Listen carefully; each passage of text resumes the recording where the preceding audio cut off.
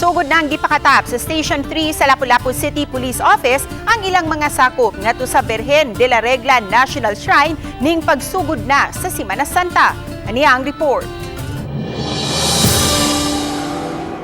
Duha ka mga pulis sa Station 3 sa Lapu-Lapu City Police Office ang mibantay karon sa sulod sa Virgen de la Regla National Shrine. Gisangunan sila nga mopabilin sa kahapsay ug kalinaw sa sulod sa simbahan.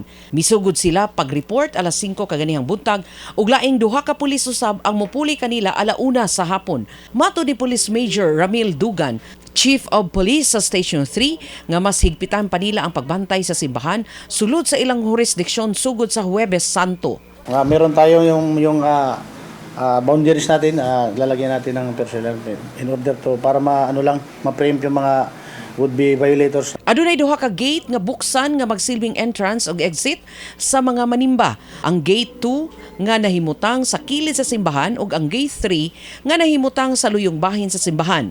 Karong adlaw, Lunes Santo, sugod na ang pagpangumpisal sulod sa simbahan. Hinay-hinay na usab ang mga parokyano nga mibisita sa simbahan aron mangumpisal.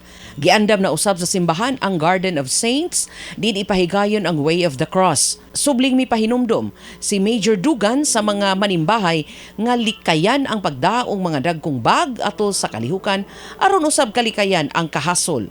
Huwag magdala ng mga bag for mga bata. Kung may bata man sila, make sure na talagang bantayan nila. Kasi yesterday we have reported na nawala pero nagkita naman sila ng nanay niya. Bani Godfrey Rilien, Chelo Valiena, Balitang Bisdak.